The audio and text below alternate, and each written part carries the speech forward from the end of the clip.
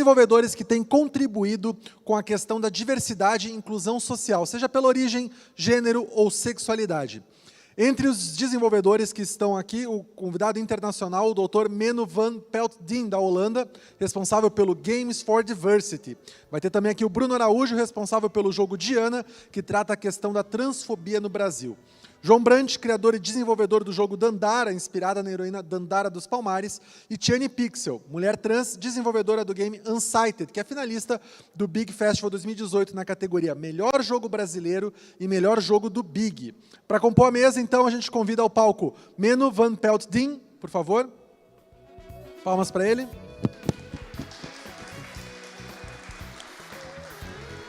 O Lucas Matos, da Long Hat House, por favor. Tiane Pixel, do estúdio Pixel Punk. O Bruno Araújo, da Lava Leak Games. E a Nayara Brito, da Woman Jam, que vai ser a moderadora desse bate-papo. Lembrando... Opa, claro. Desculpa, me antecipei. Lembrando que vocês podem mandar perguntas para eles por meio do aplicativo do Big Festival, que você baixa aí no seu celular. A gente está moderando e a gente passa as perguntas para eles lerem após a palestra. Obrigado, gente.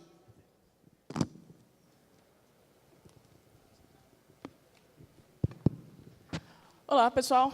Sejam bem-vindos ao painel de Games e Inclusão Social. Nós temos 4 incríveis participantes aqui. Cada um vai fazer uma breve apresentação sobre quem são eles e o que eles fazem, quais são os projetos. Depois vamos fazer uma breve discussão sobre o tema e abrir para as perguntas, ok? Então, vamos começar com a Tiane.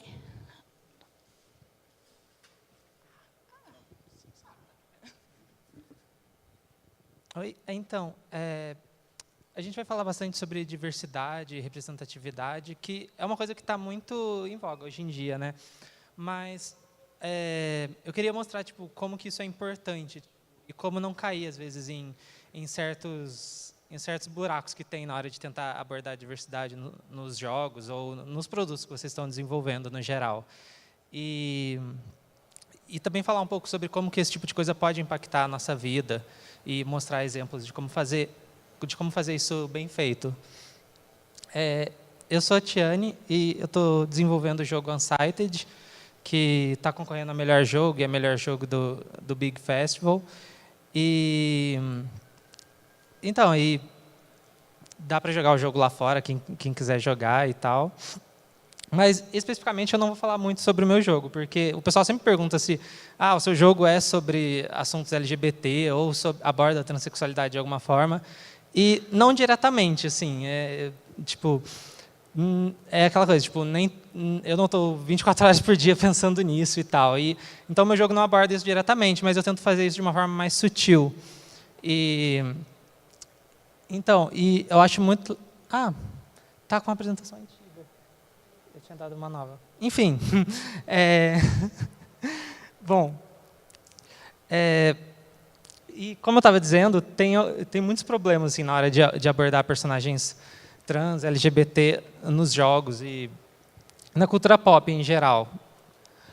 Um dos exemplos aqui que tipo, a pessoa teve até uma boa intenção de fazer é uma personagem do Mass Effect, que ela é trans, mas ela acaba caindo tipo, num estereótipo que é isso que eu estava falando agora há pouco, que as pessoas acham que tipo, tudo na vida da pessoa tem que girar ao redor disso. E aí é uma personagem que, na hora que você fala com ela da primeira vez, tipo, uma das primeiras coisas que ela já te fala é tipo, o nome antigo dela e que ela quer, sei lá, e que ela está viajando no espaço porque ela quer ser aceita e tipo, ninguém fala isso assim, tipo, logo de cara, quando você acaba de conhecer a pessoa. E ela literalmente diz o dead name dela assim que te conhece.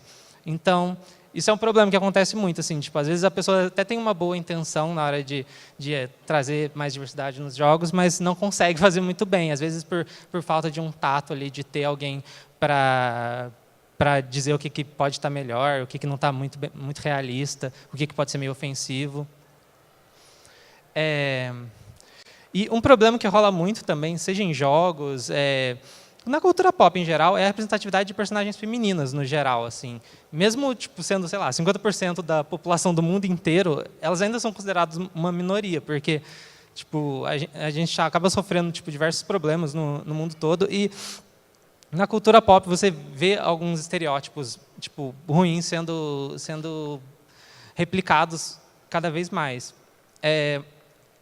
Por exemplo, tem os animes. Tipo, eu gosto muito de anime, mas eles são muito problemáticos e principalmente quando se trata das personagens femininas. Tipo, ou elas são hipersexualizadas, elas nunca têm outra cor, elas sempre são tipo da mesma cor. E, enfim, tem gente que justifica isso por ser do Japão e tal, mas é como se não existissem personagens negros, muito menos mulheres negras nos animes.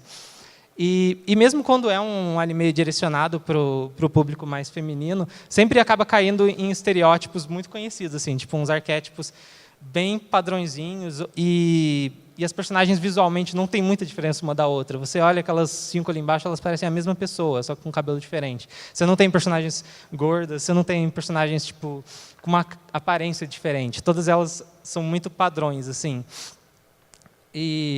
Ou elas são todas iguais, ou elas são muito hipersexualizadas. E é muito difícil você encontrar tipo, algo que fuja desse padrão. E o problema disso é porque tipo, a cultura do anime, em geral, ela influencia muito. Assim, tipo, eu cresci assistindo anime e sei lá, eu mal consigo lembrar de personagens femininas fortes e bem representadas nesse tipo de cultura.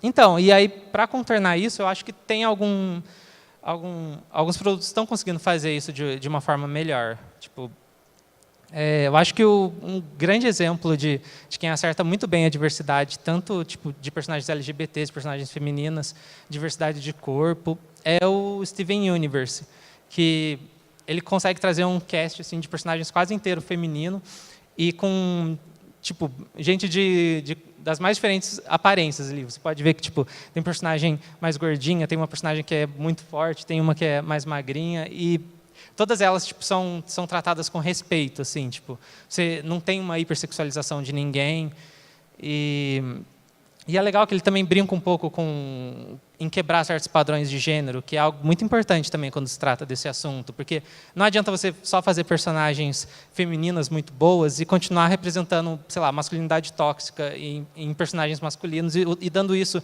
como representatividade para os meninos serem quando crescer. E aí, no caso, tipo, tem o Steven, que ele é um personagem masculino e ele está cheio de valores que geralmente são associados a personagens femininos por conta desses estereótipos. Então, no caso, tipo, ele não usa uma arma ofensiva. A arma dele no desenho é um escudo. E todas as mulheres em volta dele têm as armas mais ofensivas, assim, que geralmente são assinaladas para personagens masculinos. E a forma como ele tenta resolver os problemas é sempre tipo, através do amor, da aceitação e tipo, nunca tipo, pela violência. E é muito bacana que como o Steven consegue tipo, ser uma ótima representatividade até para os meninos mesmo. Aí, agora um exemplo dos jogos, a gente tem o Shovel Knight, que eu acho muito legal, por ser um jogo retrô, assim, tipo uma pegada retrô. É um ambiente que não tem nenhuma representatividade assim, nesses termos. Assim. Você tinha um Metroid que tinha uma personagem feminina, mas ainda assim era com muita controvérsia e umas coisas meio problemáticas no meio. Então, esse público, às vezes, é até meio tóxico, sabe? E o Shovel Knight ele teve uma expansão que ele adicionou uma opção para você alterar o gênero, a expressão e a identidade de gênero dos personagens. E é muito bacana como ele faz essa diferenciação. Você pode ter um personagem que visualmente, sei lá, se parece com um homem, mas tem uma identidade de gênero feminina ou vice-versa. As coisas não precisam ser sempre uma do lado da outra, assim. E é legal que ele consegue mostrar que tem espaço para esse tipo de diversidade, até em jogos, sei lá, 8 bits, assim, mais de plataforma, que você não espera que vai ter esse tipo de coisa. O Undertale também é outro jogo que ele trata muito assim desses assuntos e de uma forma muito natural, assim, tipo, tem muita representatividade boa nele, assim, tipo de personagens às vezes que não se encaixam em padrões que a sociedade costuma ter de gênero e personagens femininos também que são muito fortes e que com muita variedade, assim, tipo, além de ter tipo casais LGBT inclusos na história. E o bacana dele é que ele conseguiu ser um jogo tipo muito popular, assim, tipo, ele foi um dos jogos mais populares de 2014, 2015, e vai muito contra aquela ideia que o pessoal mais conservador tem, de que o lacre não dá lucro. Tipo, não, tipo, ele foi tipo, o jogo indie mais popular do ano que ele saiu, e ele está cheio de representatividade muito boa, assim, que mostra que tem muita gente esperando por esse tipo de coisa. Ainda nos animes tem coisa que se salve. Eu acho que um dos poucos animes que aborda a transexualidade de uma forma bem bacana, eu acho que é o Hunter vs Hunter, que ele tem uma personagem trans e, diferente da maioria das representações de personagens trans, o arco dela não é sobre a transição dela, porque as pessoas às vezes criam toda uma mística em cima disso, às vezes até uma fetichização em cima do processo de transição, e esquecem de fazer às vezes personagens trans que já, sei lá, já passaram por isso e estão vivendo outras histórias. E é muito legal como ele consegue ter uma personagem que não é focada no processo de transição, mas ainda assim ele consegue abordar a parte dela ser trans. No caso, você tem tipo os vilões da história que sempre tratam ela pelos pronomes masculinos e os heróis tratam ela da forma correta, assim, pelos pronomes femininos. E aí passa essa mensagem legal que tipo, se você dá o famoso misgender, que é usar o pronome errado nela, você está meio que tomando o lado dos vilões da história. Então, ele consegue passar de uma forma bem sutil a questão da transfobia e sem ficar tipo, de uma forma bem natural na história. E esse anime também ele tem uma representatividade feminina muito forte, eu acho, que também tem ótimos exemplos assim, a ser seguidos. Tipo, você tem uma personagem negra em um anime, que é uma coisa muito rara também de se ver. Você tem uma personagem que é cega e tipo, é tratada de uma forma muito respeitosa. Tem uma que ali, tipo, a da direita superior, que ela, tipo, é mais feinha, e é muito difícil você ver uma personagem mulher em animes que seja mais feinha e não tenha, tipo, sei lá, não seja só usada para humor e que ela tenha, tipo, todo um arco dramático em cima dela e ela é tratada com respeito, sabe? Para mostrar que mulheres não precisam ser sempre, tipo, hiper bonitas e viverem por conta disso, sabe? E eu acho que, tipo, se você quer gerar tipo, conteúdo que tenha uma boa representatividade, tipo, isso não vem do nada. Você tem que estudar e você tem que conversar com essas pessoas e para saber assim, tipo, o que é legal de fazer e o que não é. Então, acho que duas indicações que dá para eu passar aqui é o canal da Anita Sarkeesian, o Feminist Frequency, que ela fala muito assim, sobre representação feminina nos jogos. Ela dá exemplos positivos, exemplos negativos, explica o porquê que cada um é como é e dá muita indicação assim, tipo, de como fazer boas personagens femininas nos jogos. O outro é o Pop Culture Detective, que ele trata muito de como personagens masculinos são representados nos jogos. E é muito legal, porque tipo, ele dá exemplos de como fazer personagens masculinos que não perpetuem masculinidade tóxica, como era o caso do Steven ali, que eu falei antes. E eu acho muito importante esse tipo de coisa, assim, tipo, porque, por exemplo, só para já ir mais para a discussão do tema, representatividade eu acho que é muito importante, porque quando eu era criança, por exemplo, todas as personagens trans ou representatividade trans que eu via na televisão ou na vida no geral, ou era de forma hipersexualizada ou era, sei lá, para ser o punchline de uma piada. E isso gera muita confusão, assim, tipo, para quem cresce só vendo esse tipo de representatividade. E isso acontece com qualquer minoria, assim, uma pessoa, sei lá, de cor que vê sempre personagens negros sendo representados de uma única forma. Você acaba achando que o seu único futuro vai ser aquele, sabe? E no meu caso foi muito revelador quando eu descobri que pessoas trans não necessariamente precisam ser um objeto sexual ou sei lá, servir de piada para a sociedade inteira. E isso me ajudou a me aceitar muito mais e conseguir ser feliz com isso. Por isso que eu acho que é muito importante assim, a gente usar a nossa forma de criar conteúdo para conseguir, talvez, tipo, atingir as pessoas dessa forma, mostrar que dá para você ser como você é e ainda assim, tipo, ter, sei lá, viver aventuras ou sei lá o quê, tipo, enfim, para essas pessoas se sentirem realizadas como elas são. E aí eu acho que cabe agora, tipo, para para cada um apresentar aqui os projetos pessoais, porque são todos muito bacanas. E eu acho que eles fazem um bom trabalho, todo mundo aqui, nessas questões de representatividade.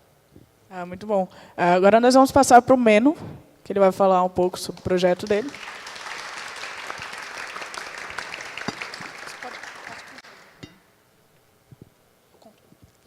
Hello. Oh, do I have to stand up? All right.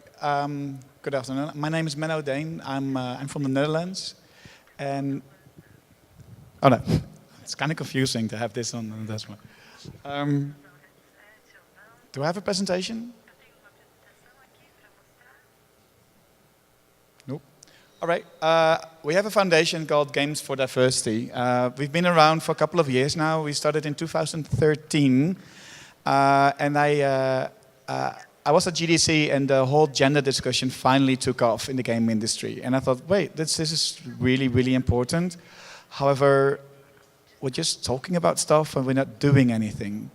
So I figured instead of talking and complaining about ill-represented people, we can show why it is important by making games from set perspectives. But so I went to, we organized a couple of game jams, and I asked them why they participated, and that's why. I want to see different games.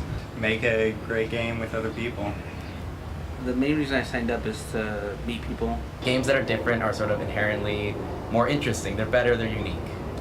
Games now show predominantly white people in a not predominantly white world. You know, like if you were the normal, like quote-unquote demographic, then that's your family. But anyone outside, I feel like still really is like the weird second cousin. Our society is diverse inherently, and to have something that is purely just for one group of people that is increasingly becoming a minority does not make for, number one, a viable industry, but it also doesn't make for good storytelling. I think we can tell a story about something that maybe people doesn't know, place you in a context and to understand what happened in that context. It's making everyone more comfortable because it's making everyone more accepting. It's going to be nice to say, yeah, I was there when it wasn't, and I was part of making games that actually included different, races and cultures and stuff. I mean, speaking personally, I want to see people like me in the games I play. It tells me that I matter. I want to see games from everybody's view, not just from one group of people's. So, they do portray it well, right? Why they want to. And that's why all these people come to our game jams. As you can see, we've done a couple of them on LGBTQ. That was really well visited, loads of participants there. De stichting die het organiseert hoopt dat er zo meer aandacht komt voor buitenlandse culturen in spelletjes en games. Kinderen met een migratieachtergrond of vluchtelingen, of slachtoffers of zijn gelukzoekers. We done one on ethnic backgrounds, which was a little bit too broad, but became really popular in Melbourne. They had like 100 people participating to show that your background and folklore culture really matters in games and could be really inspiring to make really cool new games. We did one on religion. It was interesting that nobody wanted to partake in that. Everybody's like, oh, religion, that's a bit scary, let's not do it. But also, most of religious people are really ill-represented in games. So I figured, why not? So we did it in a church. And because everybody was so skeptical and scared, I was a bit scared too. And it turned out that everybody was like super welcoming and really friendly. It was really an intimate one. People told their stories, why they believed in stuff and how they believed. Actually was one of the most personal experiences as a game jam organizer. We did one on refugee children, so we brought local children and refugee children together in Utrecht, in the Netherlands, and they played each other's schoolyard games, but basically the games you play outside, which was super fun, and we used those games as an inspiration for digital games. Also really nice, and our next one is in November, so you're all welcome to join. It's on skin diseases, because we feel that most people in games that have a skin disease are mostly portrayed as a villain. And it's not your fault that you have a skin disease, right? It doesn't make you a bad person. So we thought that it would be worthwhile to show that having a handicap that you can show from the outside doesn't necessarily make you a less person, but could also give you an extra power or something special, or it's just pretty normal, basically. As I said, like, we've done a lot of these game jams. I've done game jams for health and also for research. One game jam, the one in there I like particularly, is a game jam in the swimming pool. So we brought people to the swimming pool and we made games in the pool. So we've done a couple of cool stuff, and we're going to continue this for a long time. We also did a cool thing called the Kennel Pride in Amsterdam, or in Utrecht. It's basically the Pride, and we invited game developers to show how inclusive and diverse our game industry is becoming. I'm the one in the Pikachu costume, which was kind of hot, but it was an amazing experience, and we got a lot of attention by the government and by news agencies, because they were actually surprised that there were gay people in the industry. So that's something, and so many women as well. Let's see, this is a religion game jam. I think this should run, it doesn't. That's it, we're working on games for diversity to show people that different perspectives create new and cool games. So be part of us and join us in our cause. Thank you.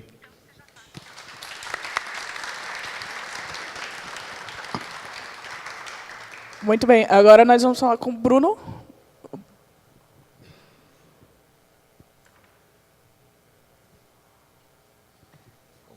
Oi, gente, eu sou o Bruno, eu sou desenvolvedor do jogo Diana.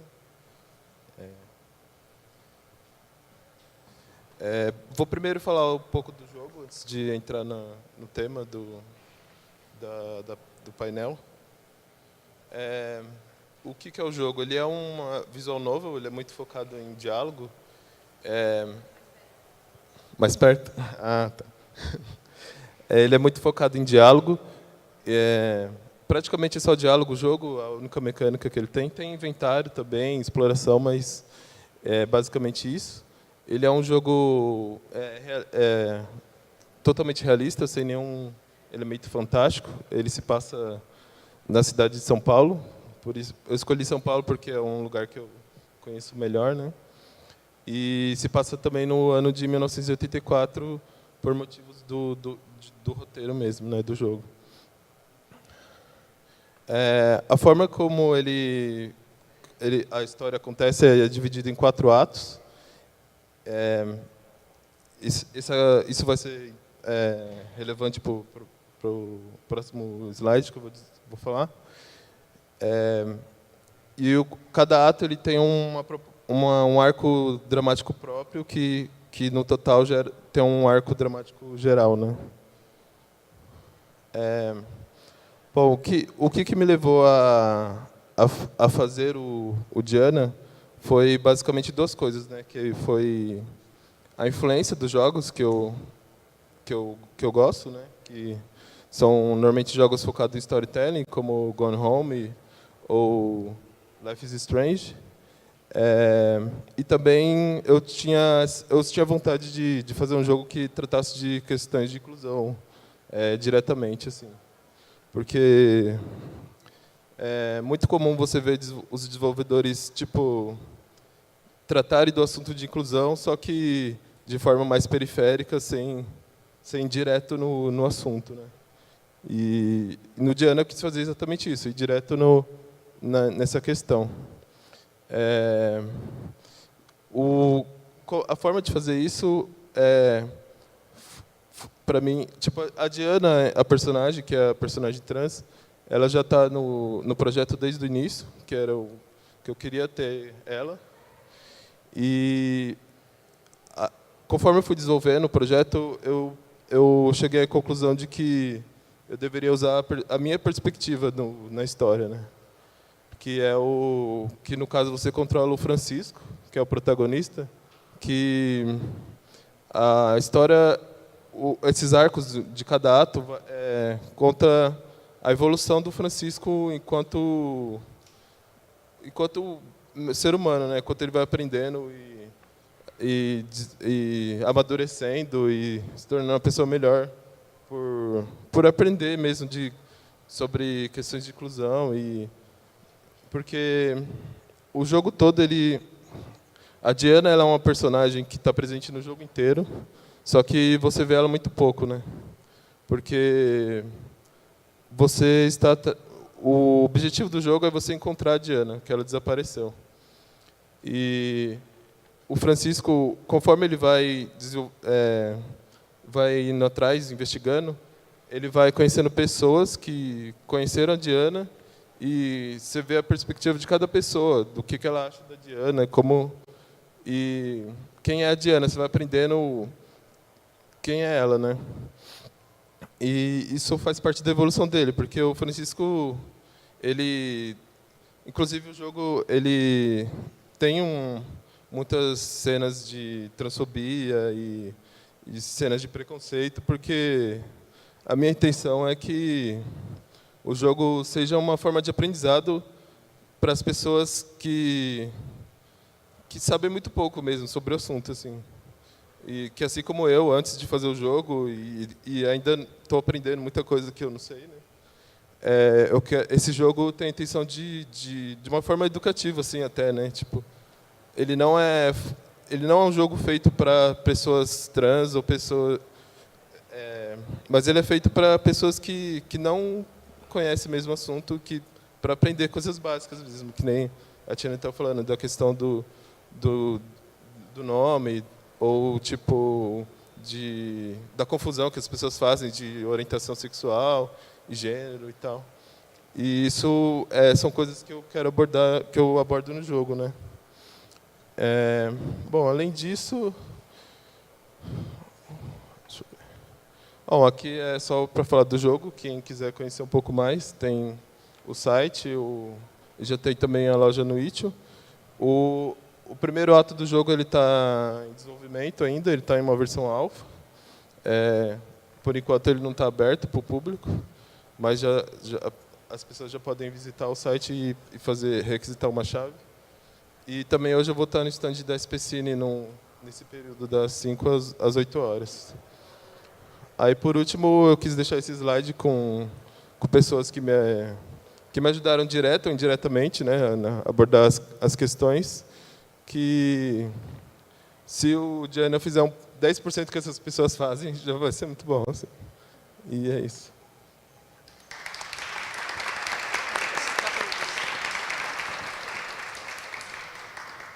Bom, agora o Lucas, do jogo Dandara. Boa tarde. Meu nome é Lucas, eu sou da equipe Long Hat House. A gente recentemente lançou um jogo chamado Dandara. Isso.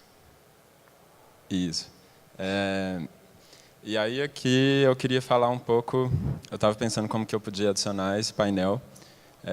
O Dandara não é exatamente sobre a representatividade, mas vocês podem ver, ele é um jogo inspirado pela Dandara dos Palmares e ele traz esse assunto, né? E aí eu queria falar hoje um pouco como que o Dandara se formou, qual que é a história do desenvolvimento e como que eu vejo, eu acredito que é uma visão externa ao assunto, mas como que eu vejo a questão da representatividade e como que isso relaciona com o jogo. E eu vou tentar falar um pouco rápido porque eu quero chegar no debate, que eu acho que seria mais produtivo, no meu caso. Então, o Dandara é um jogo plataforma, e ele é um pouco diferente porque você só se move pulando de parede em parede, é um universo meio abstrato, diferente, e é uma plataforma de exploração, Metroidvania, para quem conhece o gênero, bem focado na jogabilidade. E eu vou falar como que a gente evoluiu a história do jogo e como que a gente começou, né? Na equipe nós somos 4 hoje, no início era eu e o João, e a gente começou entrando pelo default. A gente começou pela mecânica e pensando no gameplay. E na nossa mente vinham os jogos que a gente jogou, os jogos que inspiraram a gente a desenvolver jogos, e aí o primeiro personagem que a gente tinha em mente era um cara branco com uma metralhadora, igual Contra, igual vários jogos que a gente teve na nossa vida. E aí a gente começou a perceber que a gente se inspirava muito nesses jogos, não só... também tem a questão da cultura, tipo, jogos de outros países, né? Que a gente não teve tanta experiência jogando jogos brasileiros.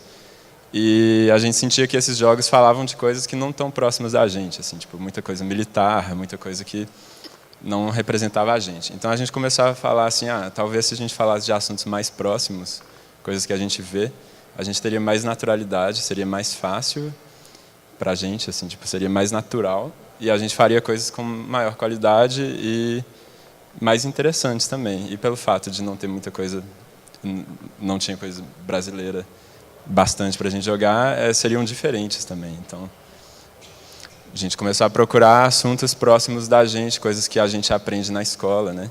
Coisas que a gente vê no dia a dia, coisas que a gente vê em museus, quais são os nossos conflitos no Brasil, etc.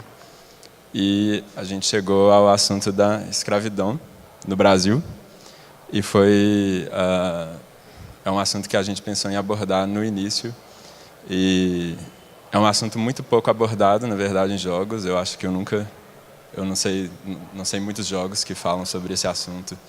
E tem, assim, tem muitas histórias inspiradoras, muitas histórias interessantes para serem contadas.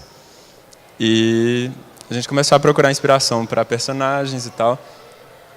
E aí eu lembro que a gente ainda estava caindo no default, procurando personagens masculinos, e o João apresentou para mim a Dandara, dos Palmares.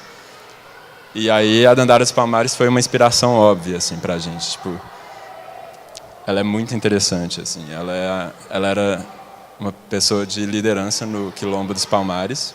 Ela lutava ao lado de Zumbi dos Palmares. E, assim, não tem muita coisa histórica, muito fato que é sabido sobre ela. Existem muitas lendas, muito mistério ao redor dela.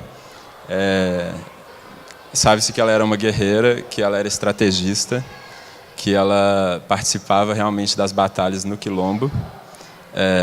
E dizem que ela era capoeirista, que ela era a estrategista. Então ela era uma inspiração lógica para a gente, assim, ela era uma inspiração muito interessante. A gente ficou muito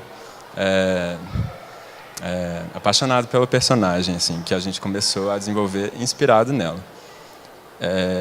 Mas aí a gente começou a pensar também sobre como que é essa questão da escravidão como um assunto. A gente percebeu que seria muito mais interessante se esse assunto fosse abordado com pesquisa, né? A gente sabe que deveria ser assim, e a gente não queria chegar e fazer um jogo superficial sobre isso, mas ao mesmo tempo a gente, por questão nossa, a gente precisava desenvolver um jogo que não gastasse tanto tempo na narrativa, etc.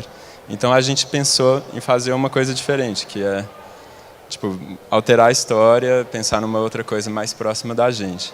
Só que aí a gente já tinha visto toda essa inspiração, todo esse lado, então a gente alterou a nossa narrativa, a gente criou um universo mais fantasioso,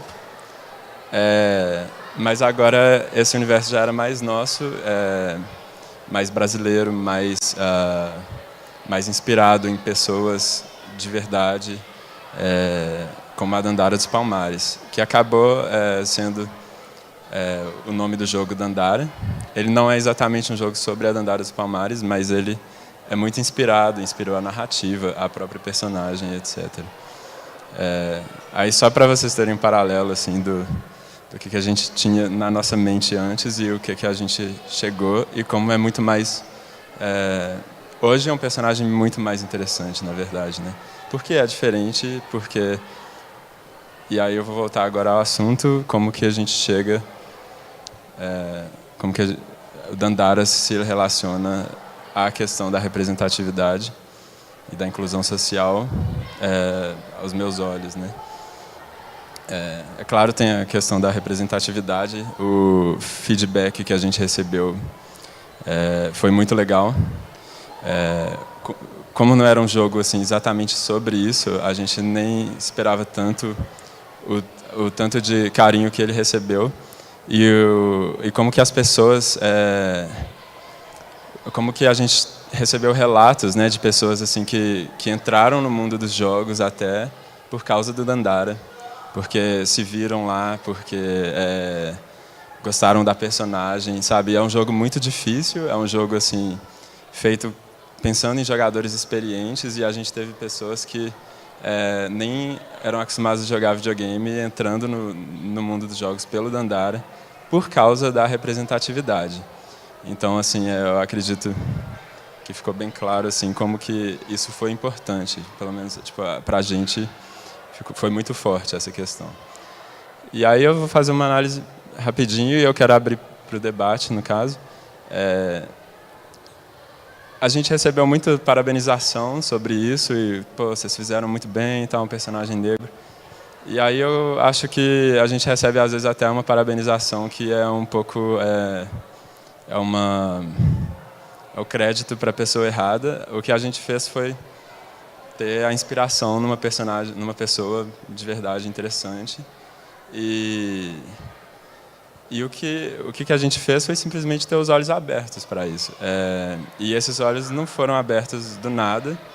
Eu acho que se você voltar, tipo, na minha infância, assim, eu tinha uma visão muito diferente das coisas.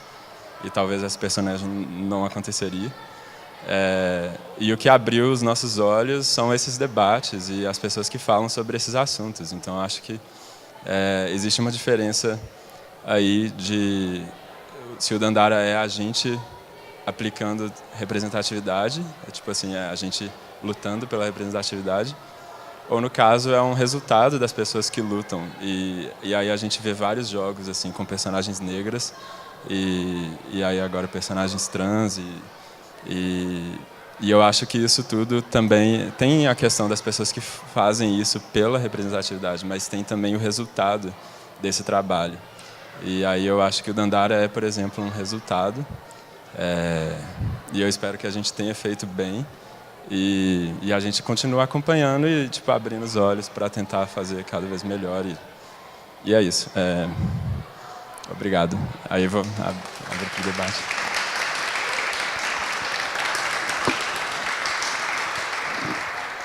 Bom, nós temos tempo para um debate, então já que você estava querendo puxar o debate, Lucas, eu acho que seria legal a gente falar um pouco sobre esse feedback mesmo que você comentou do jogo, né? Acho que é uma coisa muito importante a gente perceber o feedback que vem desses tipos de jogos, esses tipos de eventos, essas iniciativas como Game Jams, voltadas para certo público, porque são coisas que a gente não espera. Eu não falei nada, mas agora eu vou falar.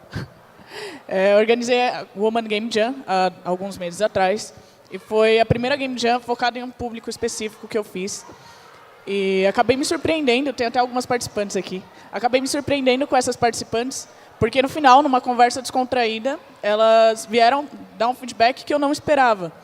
Muitas delas falaram, a gente nunca participou de uma Game Jam, como a SP Jam, por exemplo, que acontece em São Paulo, por medo de estar em uma equipe que é a maioria homens, e acabar ficando sem lugar ali, né? Sem poder dar opinião, sem poder expressar as coisas que eu quero fazer dentro do jogo. E numa Game Jam só de mulheres, eu tenho todo esse espaço, eu consigo dar a minha opinião, eu consigo falar com a colega que deu alguma opinião, tipo, dar a minha opinião para isso, sem esperar um retorno negativo. Todo mundo muito colaborativo. E acho que é esse feedback que surpreende, né? No caso da Diana, como que está sendo o feedback? Bom, feedback. A princípio, como o Diana ainda está num desenvolvimento seminal, assim, ainda não tive muito contato direto com o público, mas todo mundo que... O meu projeto ele teve um apoio do edital da SPCine, e eu tive um feedback muito positivo dos jurados, do pessoal que tipo, eles entenderam como um projeto importante, assim, né? Algo que precisa ser feito, assim, de certa forma. Acho que é mais isso, assim.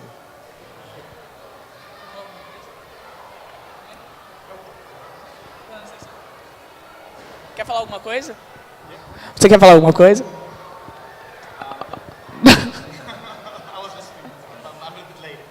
Ok. Mas, bom, o Dandara também super conhecido agora por essa questão, né? Acho que, como você falou, ninguém esperava que fosse lembrado por isso, mas acabou sendo associado. E como você acha que isso influenciou seu público? Tipo, a forma do jogo ser assim acabou mudando o público-alvo, de certa forma, não? Não diria que é o público-alvo, né? O nosso público eram pessoas que nem a gente que gosta de Metroidvanias. Mas, assim, é claro que a gente esperava que houvesse essa questão, a gente sabe, né, que falta representatividade, mas a gente ficou ainda assim surpreso com alguns relatos e como que as pessoas falaram. Eu acho assim, o próprio nome Dandara é um nome relativamente, não é muito comum, mas assim é um nome que existe, assim, as pessoas chamam Dandara e só das pessoas verem o nome delas já, tipo, muita gente que segue a gente já é pessoa que veio por causa do nome. E assim, eu acho que eu não diria que afetou o público-alvo, mas assim, afetou o público, né? Tipo, as pessoas receberam o jogo de forma diferente. E eu acredito ainda que existe uma coisa legal, que a gente ainda alcançou o público que a gente tinha. E ali pessoas que são alcançadas, às vezes, elas têm assim às vezes são até pessoas que têm mais dificuldade em lidar com a questão da representatividade, são pessoas mais preconceituosas, etc. E aí, agora, essas pessoas, elas veem outras pessoas que lembram a Dandara e elas têm na mente a Dandara, né? Essa é a imagem que passa para essas pessoas agora. Então, acho que é legal que a gente alcança um público que, às vezes, nem está tão aberto a esse assunto, mas eles jogam porque é um jogo Metroidvania legal, assim, e aí eles acabam sendo afetados, né? Bem legal. No seu caso, como você é desenvolvedora, eu acho que aqui o legal desse painel é que a gente abrange várias etapas, né? Tanto jogos, quanto eventos, quanto a parte de desenvolvimento. Como você se põe dentro do desenvolvimento? É bem receptivo? As pessoas te procuram por ser trans e tal, tipo, para pedir opinião, como entrar, enfim. Sim, então, um feedback bem bacana, por exemplo, que eu tive há um tempo atrás, e eu acho que encaixa muito com o que eu falei, de que, sei lá, quando eu era menor, eu não tinha nenhuma representatividade de pessoas trans que não fossem esses estereótipos prejudiciais, e eu não consegui me esclarecer até que eu consegui encontrar pessoas trans na internet nas quais eu conseguia, tipo, me espelhar. E aí, por exemplo, umas semanas atrás, eu recebi feedback de uma garota trans que falou que depois que viu eu postando os meus jogos nas redes sociais e tal, ela ficou muito motivada a fazer o mesmo também. Então, acho que, sei lá, só isso já vale bastante, sabe? E por mais que meu jogo não fale diretamente sobre esse assunto, eu acho que encaixa muito no que ele falou sobre o Dandara, que tem muito público tóxico e preconceituoso nos jogos. E quando você faz um jogo assim que você sai falando por aí, não, esse jogo é sobre tal tema, esse pessoal que eu acho que mais tem que ouvir essas mensagens acaba fechando a cara. Então, se você faz um jogo que consegue apelar para esse público e ainda assim coloca a representatividade, como é o caso do Dandara, e é o que eu quero fazer também, por isso que eu tento não vender muito meu jogo com esse tema, eu acho que é uma forma efetiva de chegar nesse público, sabe? Que aí, às vezes, alguém preconceituoso, que não gosta de pessoas trans, vai estar jogando um jogo e, de repente, descobre que a personagem que ele estava jogando do jogo que ele gosta é trans. E aí talvez faça ele repensar esse tipo de coisa, sabe? E o mesmo acontece, assim, tipo, tem alguns outros jogos, o próprio Undertale, o que eu comentei na minha apresentação, eu acho que ele conquistou muito público por causa disso, assim, por ele conseguir colocar esse tipo de assunto de uma forma muito natural e atingir todo tipo de público, assim, e mudar, tipo, a vida das pessoas através de representatividade. Nós temos 9 minutos, tem as perguntas?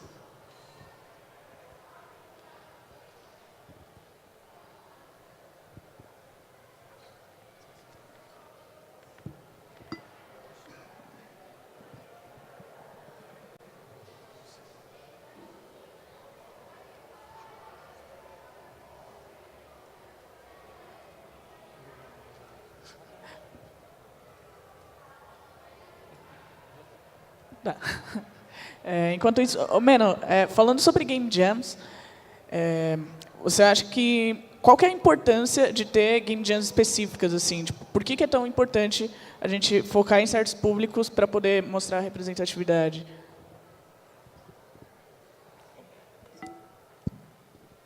Yeah, thank you for the question. I want... it's so confusing.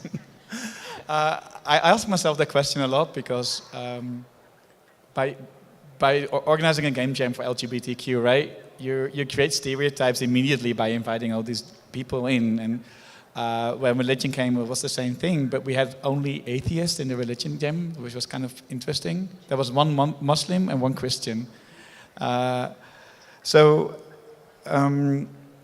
What I feel is that the game jams give people who normally work in a commercial environment where they can't really express themselves or really can't show what they feel and should be in the game, find people that are like-minded. And someone called it a breathing space for game developers. And I think that's exactly what it is. And I think that connects to what you're saying about, I feel like I can say something and not be ridiculed as a woman. So yeah, I think it empowers people to both develop what they like and also show how important diversity can be in an industry, because it creates pretty cool games. Great. Nós temos as perguntas agora. Estão tentando arrumar ali, mas eu vou abrir para o público aqui. Se alguém quiser fazer uma pergunta, só levantar a mão que eu vou até aí e passo o microfone, quem quiser. Porque a gente já pergunta, mas deu um pequeno bugzinho ali. Você tem? Fala só seu nome e a pergunta, por favor. Obrigado, meu nome é Felipe. E os jogos indie, eles costumam explorar muito mais questões sociais, de raça, gênero, mas eu gostaria de saber, na opinião de vocês, dentro dos AAA, qual que seria um jogo que tem uma boa representatividade tanto de personagem feminino quanto de personagem LGBT, nesse sentido? Vocês ouviram a pergunta? Então, esse é um problema que acontece mesmo. Eu acho que esse tipo de movimento social ele demora para chegar assim, na indústria AAA, justamente porque eles têm medo de correr riscos. Assim. E tem aquela coisa que eu falei mais cedo, que o pessoal conservador acha que você falar de sistemas não vai dar lucro, porque o pessoal diz que não existe esse público, mas ele existe. E eu acho que as coisas estão mudando. Assim. Eu acho que um exemplo muito marcante é o caso do Tomb Raider, que ele era tipo, o exemplo de representatividade negativa de personagens femininas, e com base no tempo que foi mudando, nas críticas do público, eles adaptaram a personagem, deram uma nova roupagem para uma coisa muito mais legal de se ver e que passa uma mensagem muito mais positiva. Ainda tem alguns problemas com a representação moderna da Lara Croft, por exemplo, mas eu acho que é um exemplo dessa mudança que está acontecendo aos poucos, até na indústria AAA, e isso eu acho que vem muito dos indies mesmo, que eles veem os jogos indies que abordam esses temas fazendo muito sucesso. Então, acho que aí eles ficam mais à vontade para abordar esses assuntos também. Alguém quer acrescentar alguma coisa?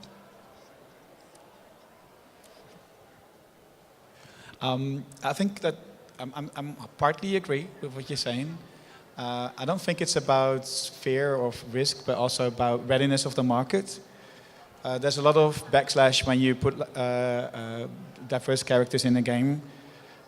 So I don't think it's particularly about traditionalism or slow adaptation of people, but also by the response rate of people. On the other hand, I think Horizon Zero Dawn did a really good job in portraying a female protagonist and also gay characters in the game, and that is a AAA game. So I think we shouldn't be so hard on AAA studios because they're doing a really good job and they're making our industry as well. Eu só queria citar um exemplo que a gente teve recentemente, foi o The Last of Us, né? Na E3, que foi mostrou que tá acontecendo, tá mudando, né? Tipo, de certa forma, assim. Eles deram uma ênfase muito grande, assim, para a representação, então. Quem tem mais alguma pergunta? Só levantar a mão que eu levo o microfone aí para vocês ali. Só teu nome e a pergunta, por favor. sou o Luiz, game developer também. Uma pergunta sobre o Dandara, mais específico. Vocês tiveram alguma intenção de tratar da ditadura militar no jogo, para dar essa representatividade também de como a gente viveu isso, de como a gente ainda sofre alguns efeitos disso, talvez de uma futura intervenção militar também? Eu tento falar do Dandara um pouco sem dar muito spoiler exatamente de todas as nossas inspirações, até porque a gente gosta que as pessoas tenham a própria interpretação, né? Eu não diria que exatamente a ditadura militar, apesar que tem um cara lá com um cap, assim, né? Ele passa uma ideia de militar, mas mais ou menos essa temática existe dentro do jogo, sim, o resultado um pouco e sim, parcialmente.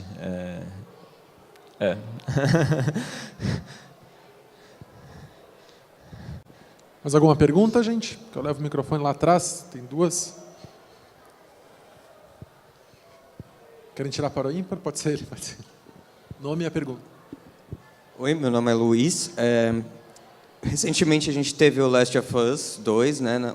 Apareceu um beijo gay na telão da E3, tipo, todo mundo viu. E um outro caso que foi bem intenso, assim, foi a inclusão de personagens femininos do Battlefield 5. Nesses dois casos, a gente consegue ver como a comunidade é receptiva e, ao mesmo tempo, é tóxica. E eu queria saber, assim, como desenvolvedor e como participante dessa comunidade, como a gente pode melhorar essa questão. Tipo, tornar a toxicidade mais baixa, fazer as coisas que as pessoas não tenham medo de colocar um personagem, de colocar uma representatividade ali no jogo. Eu acho que é cada vez mais mostrando o quanto isso está presente na nossa sociedade. Eu acho que quanto mais jogos que envolvem esse tema, quanto mais eventos, quanto mais a gente possa mostrar o poder de toda essa comunidade, as pessoas vão começar a aceitar de uma forma melhor. Entendeu? Como falaram, há um tempo atrás a gente não tinha isso de ter jogo AAA, tem personagem feminina sendo representada, tendo beijo gay no meio da E3. Então, por mais que mostre o quão tóxico é toda essa comunidade, também tem as pessoas que apoiam. E isso, acho que acaba crescendo cada vez mais, quanto mais a gente mostrar. E eu acho que é uma coisa natural, assim, ter esse backlash. Mas as pessoas, sabe, acabam, no fim, aceitando. Porque, se você pensar o próprio caso da Lara Croft mesmo, quando ela foi anunciada, o reboot dela, há uns anos atrás, teve também o mesmo backlash e tal, mas, no fim das contas, o jogo continuou sendo um sucesso. Então, acho que é uma questão do público ir se adaptando e é natural que vai ter esse tipo de reação, mas é só a gente não se enfraquecer por conta disso e continuar mostrando que tem espaço para representatividade. Mena? Yeah, I think the answer is in yourself, right? You're a developer, you can make the change, so do it. Boa. Vou pedir desculpa para o amigo aqui, mas acabou o nosso tempo de perguntas, mas os participantes vão estar aqui mais um pouquinho, vocês podem conversar com eles. Obrigado para eles, palmas para eles todos pela palestra, muito bom.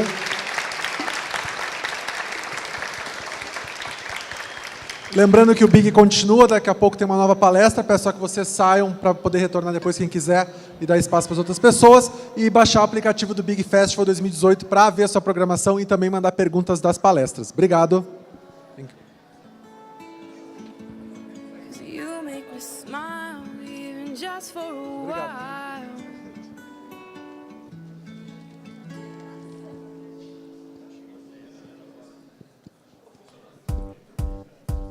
Get up.